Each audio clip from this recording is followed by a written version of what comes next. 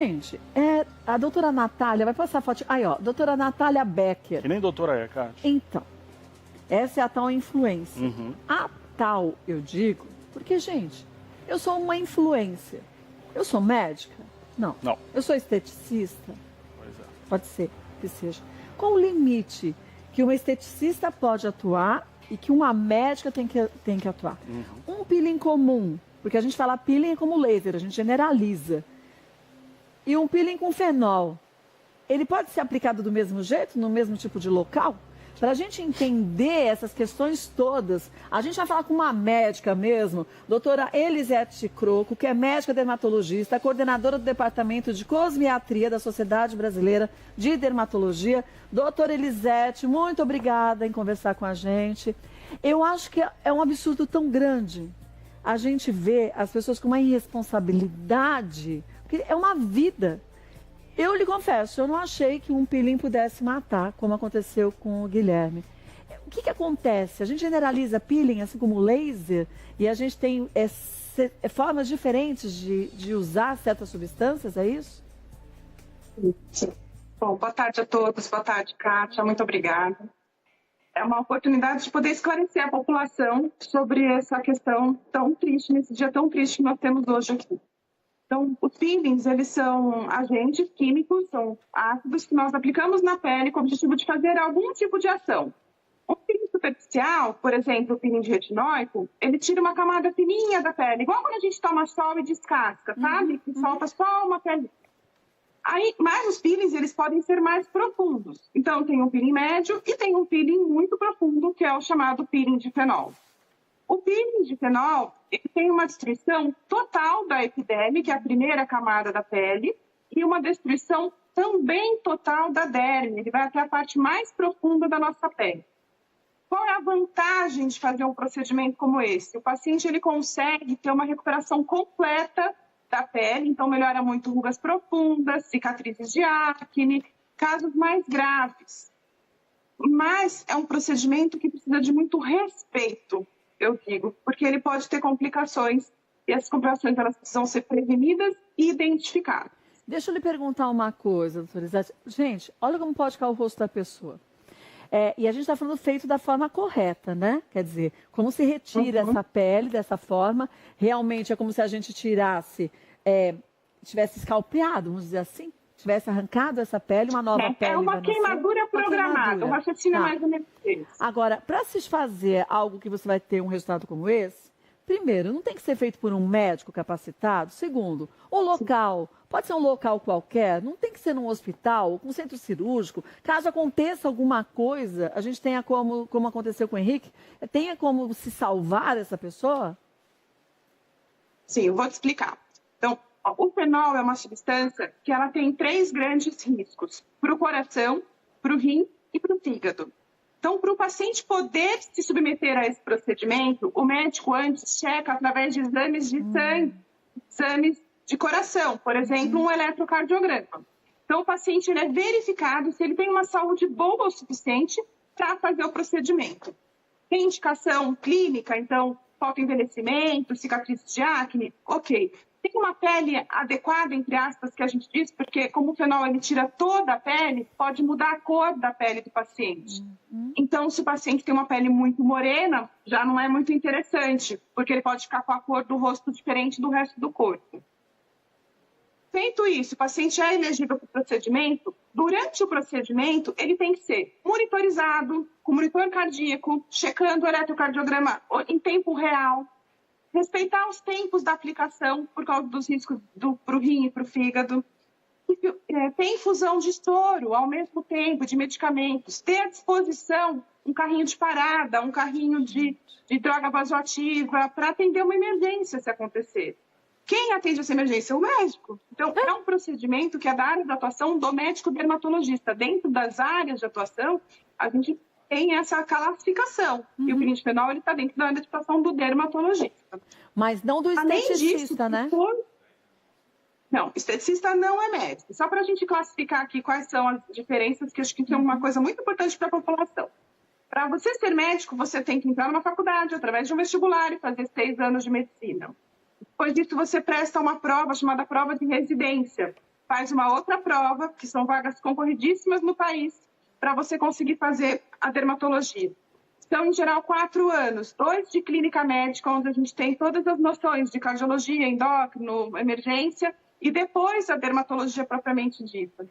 Só depois disso faz uma prova, de novo, que é como se fosse uma OAB da dermatologia, para você ter o título de especialista. Isso se chama RQE. Então, para saber se a pessoa é dermatologista mesmo, ela tem no site do CREMESP, do Conselho Regional de Medicina, o número do CRM dela e o número do RQE, que é o registro de especialidade. Então, a pessoa estudou pelo menos 10 anos, de 10 a 11 anos, para definir depois uma subespecialidade, que é a cosmetria, né, que é a nossa especialidade, para poder fazer esse tipo de procedimento e uma curva de aprendizado, porque é um procedimento difícil de ser feito. É bem difícil para você ter resultados bons e adequados e fazer toda essa correção. Para ser esteticista, ou você faz um curso de final de semana em alguns lugares, ou é uma graduação técnica, que eles chamam de 2 anos, que alguns centros de formação fornecem. Então, veja que a gente tem uma disparidade muito grande da capacidade clínica de cuidar de um paciente que vai fazer um procedimento como esse. Agora, o que aconteceu com o Henrique, doutora, foi uma fatalidade no sentido de, mesmo que ele tivesse no ambiente hospitalar, isso poderia acontecer, ou caso ele estivesse no ambiente correto, feito e ministrado da forma correta, como você explicou, o paciente também pode vir a ter isso. É claro que a gente falando do que ele fez como esteticista, tudo errado, não fez os exames, quer dizer, nem indo para esse lado. Quer dizer, então para não falar do Henrique, eu posso fazer meus exames e tudo mais, e mesmo assim posso ter algum problema no momento da cirurgia, não posso?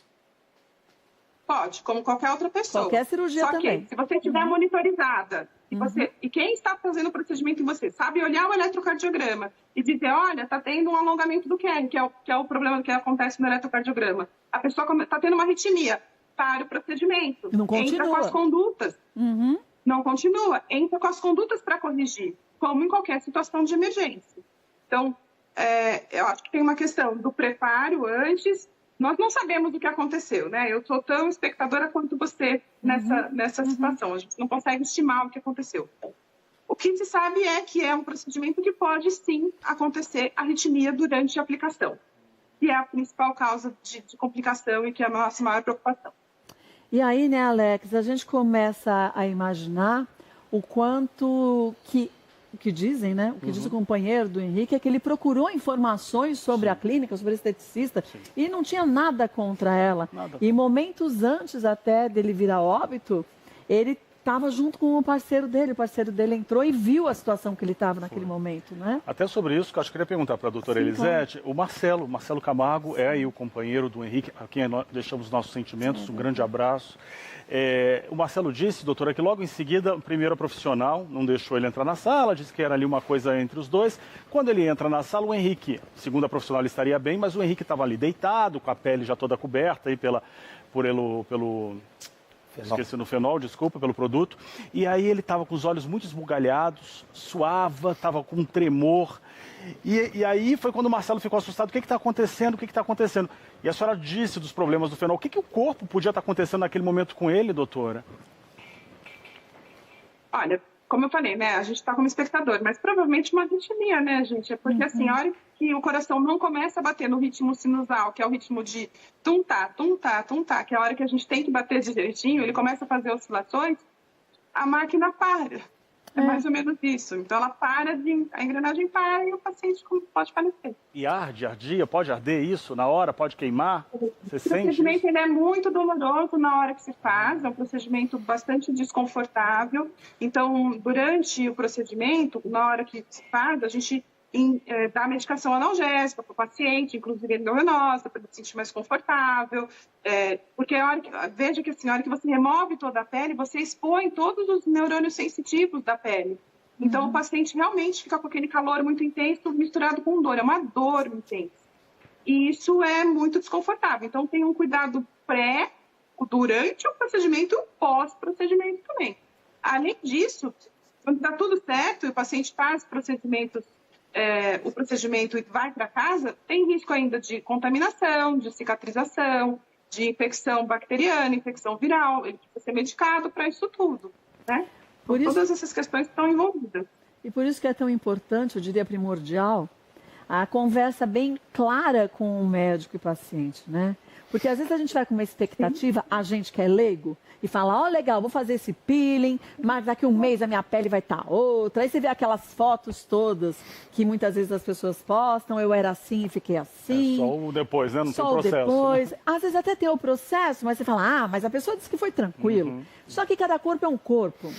Né? Então, quando a gente pensa nisso, a gente tem que pensar nessa responsabilidade, tanto da gente como paciente, como de checar, para poder checar a capacidade médica desse profissional. Então, um médico, como você disse, que estudou pelo menos 11 anos e que mesmo assim você cheque para ver se já deu algum problema com algum tipo de procedimento com esse médico. Assim como o CRM, a gente tem como, no CRM a gente checa se é um médico de verdade ou não, a gente pode checar também via internet, para saber se esse médico é médico, mas também é dermatologista e passou no exame final, né? Exatamente, que chama RQE. Isso fica no próprio site do CRM, essa categorização. Eu acho que vale lembrar que são situações que as pessoas acho que se sentem muito seduzidas para fazer esse tipo de procedimento. Então, há resultados muito rápidos, independente do custo que venha a acontecer, né? Eu acho que isso é um ponto relevante para a gente levantar. E, acima de tudo, as pessoas tenham uma boa relação médico-paciente para esclarecer e tirar todas as dúvidas. Todo procedimento tem risco. Todo procedimento tem risco. Dentro de medicina, uma das primeiras coisas que a gente aprende é, antes de saber fazer o procedimento, saiba tratar as suas complicações. Porque se você sabe tratar as complicações, você as identifica precocemente. E aí, quando você identifica, você se antecipa a elas. Acho que essa é uma grande lição que todo mundo vai levar.